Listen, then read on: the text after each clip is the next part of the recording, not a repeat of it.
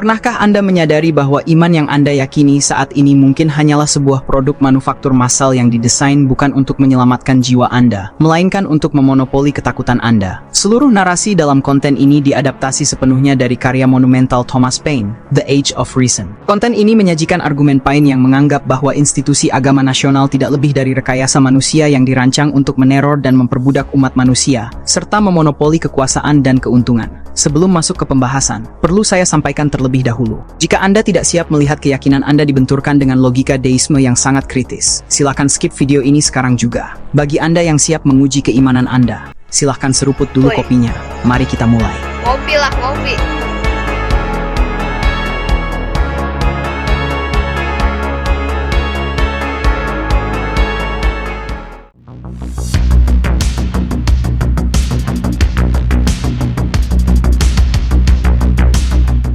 Mari kita buka tirai panggung sejarah ini dengan membedah sebuah entitas yang selama berabad-abad dipoles dengan lapisan kesucian. Namun bagi Thomas Paine, tak lebih dari sebuah perusahaan manufaktur massal yang memproduksi kepatuhan. Selamat datang di bagian pertama, agama sebagai produk industri manusia. Dalam pandangan Paine yang tajam, apa yang kita sebut sebagai institusi gereja nasional, baik itu Yahudi, Kristen, maupun Turki, hanyalah sebuah penemuan manusia yang dirancang dengan satu tujuan pragmatis, meneror dan memperbudak umat manusia. Bayangkan sebuah industri raksasa di mana iman adalah komoditasnya dan ketakutan akan neraka adalah strategi pemasarannya. Industri ini tidak beroperasi demi keselamatan jiwa, melainkan untuk memonopoli kekuasaan dan keuntungan. Para teknisi di balik industri ini, yang kita kenal sebagai pendeta atau imam, seringkali menjalankan profesi mereka layaknya sebuah trade of a priest, perdagangan. Paine dengan satir menekankan bahwa demi mendapatkan posisi di industri ini, seseorang harus memulai karirnya dengan sebuah pengkhianatan mental. Bersumpah meyakini hal-hal yang sebenarnya tidak mereka percayai. Inilah yang disebutnya sebagai perzinaan mental atau sumpah palsu, sebuah fondasi moral yang sangat bobrok bagi mereka yang mengaku sebagai penjaga moralitas. Kerusakan moral yang dihasilkan oleh kebohongan mental ini jauh lebih berbahaya bagi masyarakat daripada ketidaktahuan itu sendiri. Untuk memastikan produk ketakutan, mereka tidak memiliki pesaing di pasar bebas ide. Industri agama ini melakukan sebuah manuver politik yang kotor, adulterous connection, koneksi zina antara gereja dan negara. Melalui aliansi ini, setiap diskusi terbuka mengenai kredo atau prinsip dasar agama dilarang dengan ancaman hukuman dan denda. Tanpa perlindungan pedang dari negara, Paine yakin bahwa bangunan rongsokan tahayul ini akan runtuh seketika di hadapan akal sehat manusia. Maka, dalam narasi industri ini, Tuhan hanyalah sebuah merek dagang yang dipatenkan oleh institusi untuk menjaga agar rakyat tetap bersujud, sementara para pemegang saham di biara dan istana sibuk menghitung upeti. Bagi Paine, menjadi orang yang beriman secara sejati, berarti harus berani setia secara mental kepada diri sendiri, dan menolak menjadi konsumen dari pabrik ketakutan yang dibangun oleh tangan-tangan manusia ini. Mari kita masuki laboratorium logika Thomas Paine untuk membedah jantung dari seluruh klaim otoritas agama. Konsep wahyu. Disinilah Paine menggunakan satir yang paling tajam untuk menelanjangi apa yang disebutnya sebagai hearsay, logika barang bekas. Dalam pandangan Paine, wahyu, jika memang benar-benar ada, adalah komunikasi yang diberikan Tuhan secara langsung kepada seseorang. Namun, disinilah letak lelucon besarnya. Saat seseorang tersebut, sebut saja sang nabi, menceritakan wahyu tersebut kepada orang kedua, dan orang kedua kepada orang ketiga, maka pesan itu seketika kehilangan statusnya sebagai wahyu. Bagi semua orang kecuali penerima pertama, pesan itu hanyalah desas-desus, atau lebih tepatnya adalah cerita turun-temurun. Bayangkan absurditasnya. Kita diminta mempertaruhkan keselamatan abadi kita pada integritas seorang kurir kuno yang mengaku telah bercakap-cakap dengan sang pencipta. Paine menegaskan bahwa adalah sebuah kontradiksi dalam istilah dan ide jika kita menyebut sesuatu sebagai wahyu, padahal pesan itu datang kepada kita sebagai tangan kedua, baik melalui ucapan maupun tulisan. Kita tidak berkewajiban untuk mempercayainya hanya karena orang itu mengatakannya. Kita hanya memiliki kata-katanya bahwa hal itu terjadi padanya. Lihatlah bagaimana industri agama ini bekerja melalui tokoh-tokoh utamanya, misalnya Musa. Ketika ia turun membawa 2 loh batu, orang-orang Israel sebenarnya tidak memiliki kewajiban moral untuk mempercayainya karena mereka tidak memiliki otoritas lain selain ucapan Musa sendiri. Maksudnya, tidak ada satupun orang dari Bani Israel yang menyaksikan bahwa kedua loh batu itu berasal dari Tuhan. Bagi kita hari ini, kisah itu hanyalah catatan sejarah dari seorang sejarawan yang menceritakan kembali desas-desus itu. Atau Bunda Maria, kisah tentang seorang perawan yang mengandung tanpa hubungan pria, menurut Paine, adalah desas-desus di atas desas-desus. Joseph dan Mary bahkan tidak menuliskan sendiri pengalaman mereka. Kita hanya menerima laporan dari orang lain yang mengatakan bahwa mereka berkata demikian, dan para nabi.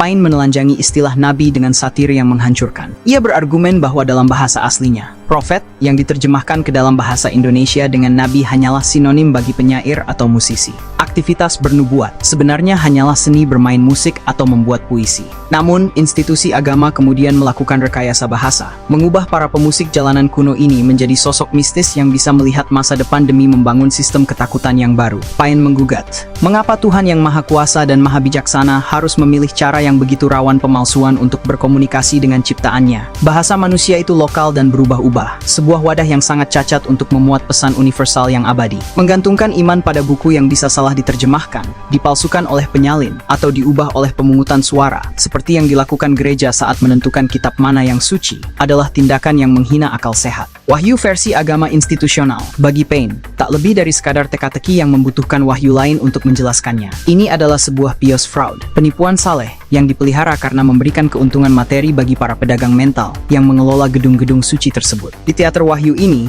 bukti-bukti supernatural hanyalah properti panggung yang dirancang untuk membuat penonton ternganga dan patuh, sementara nalar mereka dibiarkan mati di luar pintu gereja.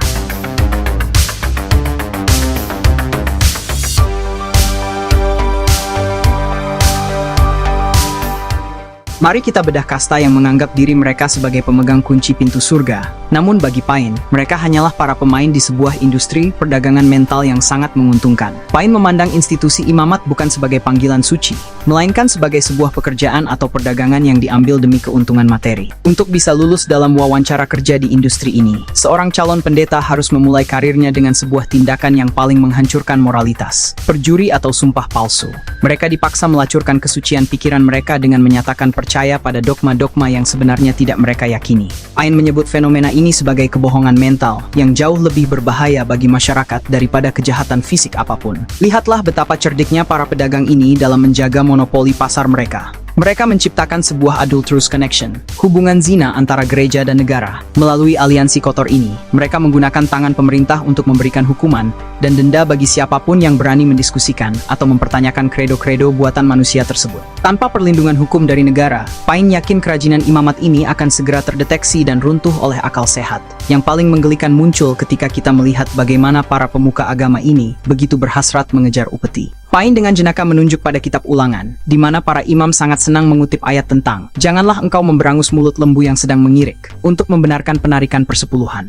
Demi harta, mereka rela menyamakan diri mereka dengan lembu agar bisa terus memanen hasil keringat rakyat. Lebih jauh lagi, Paine menelanjangi kemunafikan mereka yang mendirikan sistem agama penuh kemegahan dan pendapatan, namun mengklaim mengikuti Yesus, sosok yang hidup dalam kesederhanaan dan kemiskinan. Ironisnya, Yesus sendiri dalam sejarahnya justru dihukum karena berani berkhotbah melawan korupsi dan ketamakan para imam Yahudi di masanya. Para perantara ini telah merendahkan martabat manusia, menjadi sekadar pengemis mental yang harus merangkak dan bersujud di hadapan mereka untuk bisa mendekat pada Sang Pencipta. Bagi Paine, seluruh struktur imamat ini hanyalah sebuah penipuan saleh yang didesain sedemikian rupa agar masyarakat tetap berada dalam kegelapan takhayul, sementara para imam terus menghitung koin di balik altar. Mari kita lanjutkan bedah anatomi institusi ini dengan memasuki perpustakaan besar yang mereka sebut Kitab Suci. Kita akan melihat bagaimana Thomas Paine membongkar Kitab Suci sebagai alat kontrol, sebuah kompilasi yang menurutnya lebih menyerupai catatan kejahatan dan fiksi sejarah daripada surat cinta dari Sang Pencipta. Paine menyatakan bahwa menyebut buku-buku ini sebagai firman Tuhan adalah sebuah penghinaan terhadap kecerdasan ilahi. Baginya, kitab ini adalah sejarah kejahatan yang justru berfungsi untuk merusak dan membiadabi umat manusia. Jika Anda mencari moralitas, Paine menyarankan Anda berhati-hati, karena separuh dari isi buku ini dipenuhi dengan pembantaian yang kejam, eksekusi yang menyiksa, dan dendam yang tak habis-habisnya,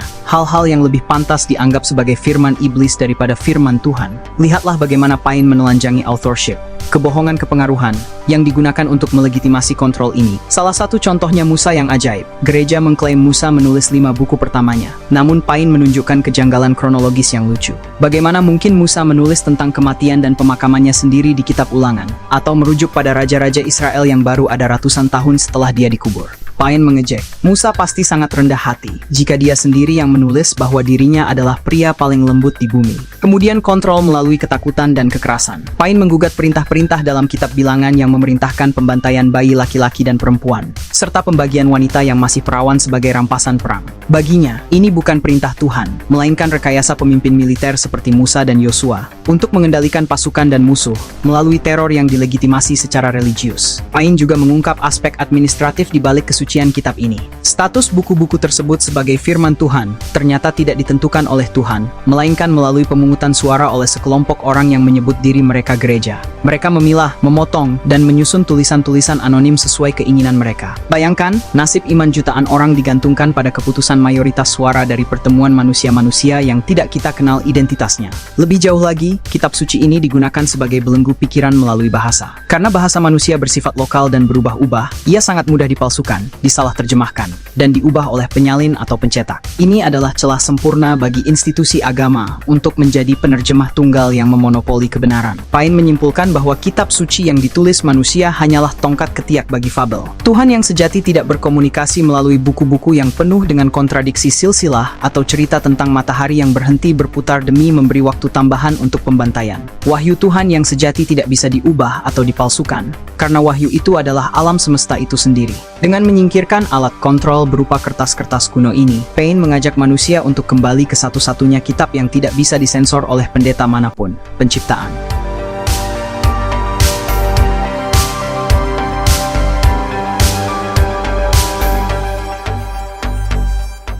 Pain dengan satir yang menghancurkan mengejek gagasan bahwa Tuhan yang Maha Kuasa harus bergantung pada bahasa manusia yang lokal, berubah-ubah, dan cacat untuk menyampaikan pesannya. Mengapa Tuhan harus berbisik dalam bahasa Ibrani atau Latin kepada segelintir orang, sementara ia bisa berbicara secara universal melalui bahasa penciptaan yang tidak bisa dipalsukan, diubah, atau ditekan oleh tangan manusia manapun? Baginya, mengklaim bahwa buku cetakan manusia adalah firman Tuhan adalah tindakan yang menghina akal sehat, karena buku bisa salah diterjemahkan, disalin secara keliru, atau bahkan sengaja dipalsukan oleh para pendeta. Inilah inti dari deisme, sebuah teologi yang tidak mempelajari pendapat manusia tentang Tuhan, melainkan mempelajari Tuhan melalui karya-karyanya. Pain menegaskan bahwa sains adalah teologi yang sejati. Astronomi, geometri, dan mekanika bukanlah penemuan manusia. Manusia hanya menemukan prinsip-prinsip abadi yang telah diletakkan Tuhan dalam struktur alam semesta. Kemudian, Alkitab deisme adalah alam semesta. Struktur planet yang berputar dengan tertib adalah khotbah yang lebih jujur daripada teks suci manapun. Jika manusia ingin merenungkan kekuasaan Tuhan, lihatlah ke keluasan langit. Jika ingin melihat kebijakannya, lihatlah pada keteraturan hukum alam yang tidak berubah, dan pluralitas dunia versus dogma sempit. Pain mengejek sistem Kristen yang tampak kecil dan lucu, karena hanya fokus pada satu dunia kecil berdiameter 25.000 mil. Baginya, sangat absurd membayangkan sang pencipta harus meninggalkan jutaan dunia lainnya hanya untuk mati di bumi ini, hanya karena satu Adam dan satu Hawa memakan sebuah apel. Dalam sekolah sains universal ini, Tuhan bertindak sebagai Almighty Lecturer, dosen maha kuasa, yang mengundang manusia untuk belajar dan meniru kemurahan hatinya. Melalui perputaran planet-planet, manusia tidak hanya belajar teknologi dan seni, tetapi juga belajar untuk bersikap baik satu sama lain sebagaimana Tuhan memberikan sinar matahari dan hujan secara cuma-cuma kepada semua orang. Pain mengajak kita untuk berhenti menjadi pengemis mental yang merangkak di hadapan perantara manusia. Sebaliknya, ia mendorong manusia untuk menggunakan karunia rasio guna membaca tulisan tangan Tuhan yang asli di bintang-bintang. Di dalam wahyu alam semesta ini, tidak ada misteri yang sengaja diciptakan untuk membingungkan, karena Tuhan berbicara secara terbuka kepada setiap jiwa melalui megahnya penciptaan. Pada akhirnya, bagi Pain, kemerdekaan sejati dimulai ketika manusia memutuskan untuk berhenti menjadi pengemis mental yang merangkak dan bersujud di hadapan perantara manusia. Ia menegaskan bahwa setia secara mental kepada diri sendiri adalah kunci kebahagiaan. Ketidakberimanan yang sesungguhnya bukan terletak pada penolakan doktrin, melainkan pada tindakan mengaku percaya pada hal-hal yang sebenarnya tidak diyakini. Inilah momen di mana kita harus mengusir nenek sihir takhayul demi memberi ruang bagi teologi yang murni dan indah, yakni pengenalan akan Tuhan melalui karya nyatanya di alam semesta. Pain menutup gugatannya dengan optimisme bahwa ketika opini dibiarkan bebas, kebenaran pada akhirnya akan menang secara perkasa. Manusia yang bebas tidak akan hidup sebagai budak teror, melainkan sebagai agen bebas yang berdiri dengan rasa hormat di hadapan Tuhan dan dirinya sendiri, tanpa perlu perantara yang haus upeti. Inilah akhir dari zaman kegelapan dan fajar bagi zaman akal budi, di mana ketakutan tidak lagi memiliki tempat di singgasana jiwa manusia. Sekian, dan hatur nuhun semuanya.